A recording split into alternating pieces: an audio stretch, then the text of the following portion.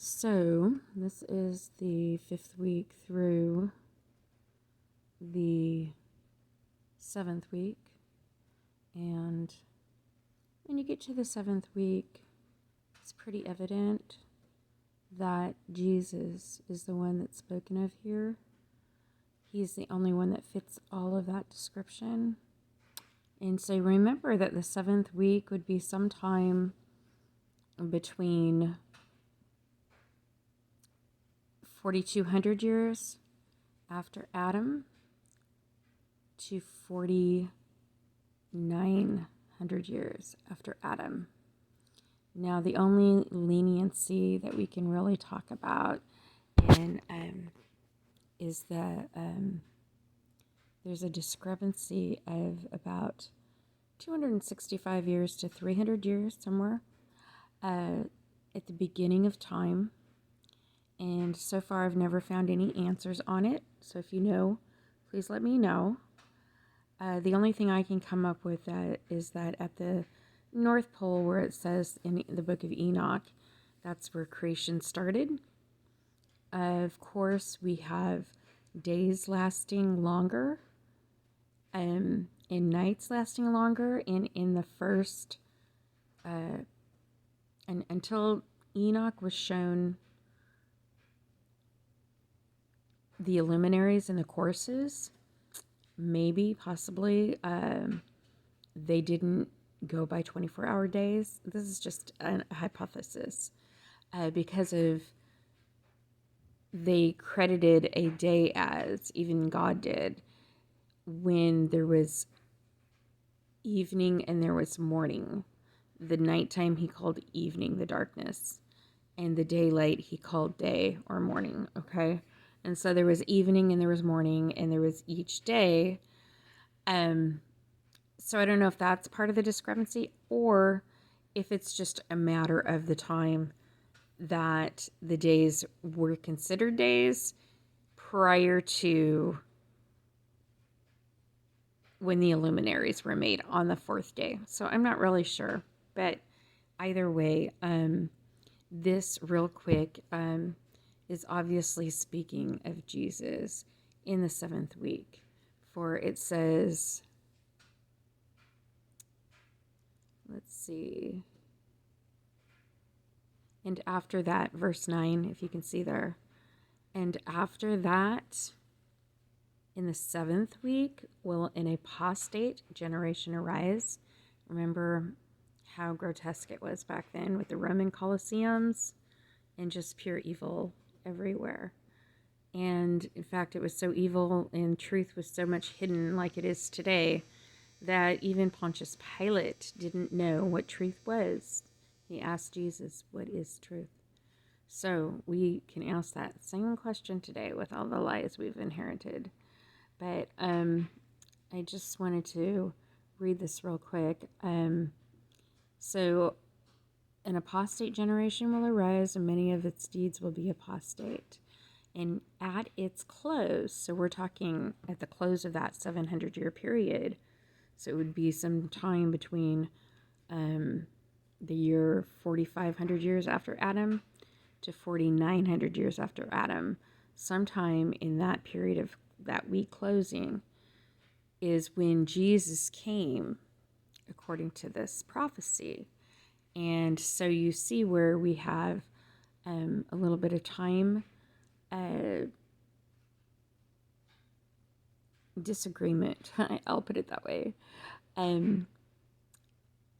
Because most of the churches and theologians teach, not all of them, but most teach that Jesus came around the year 4,000 years after Adam.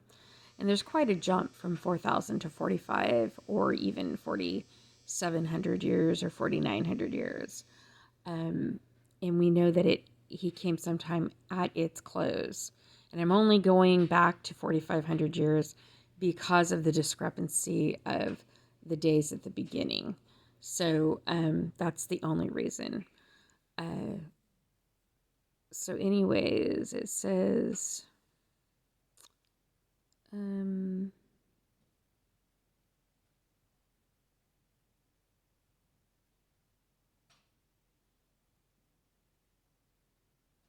and at its close will be elected the elect righteous of eternal plant of righteousness. Okay, that is Jesus. Remember, he is the plant, the vine that we are to stay in. And I have lots of scripture for that, by the way. So I'll make sure that I put that in the description box. To receive sevenfold instruction, which he says in John chapters 14 through 17, especially in his prayer, how when he talks to the Father, he's continually saying that he has done and came and did everything that the Father asked him to do, and that he did nothing, he spoke nothing, except for what the Father told him to speak and say and do. So he says to receive sevenfold instruction concerning all his creation, because it's Jesus' creation. He created it. For who is there in all of the children of men that is able to hear the voice of the Holy One, the Father, without being troubled? And who can think his thoughts? Only Jesus. And who is there that can behold all the works of heaven? Only Jesus. He made them. And how should there be one who could behold the heaven? And who is there that understands the things of heaven, or sees a soul or a spirit and can tell thereof? Remember the woman at the well, or even Peter, is it Zacharias that was in the tree, trying to find him or see him? All these people he knew everything about, or could ascend and see all their ends and think and do like them. I'll ascend up to heaven. And who is there of all the men that could know what is the breadth and the length of the earth? Only Jesus. And to whom has been shown the measure of all of them? Only Jesus. Or is there anyone who could discern the length of the heavens, or how great its height is, and upon what it is founded? And how great is the number of the stars, and where all the luminaries rest? So the answer to that, I think everybody can pretty much agree. If you're a believer and a child of the living God, the God of Abraham, Isaac, and Jacob, there is only one person, one that fits that description, and that is Jesus. So he came, according to this prophecy, closer to the year of 4,200 years after, closer to the end of that period. That 700-year week would be, or 700-year period, they call a week in this prophecy, would be from the year 4,200 years after Adam to 4,900 years after Adam. So take that in consideration. I'll go over the next part in the next video.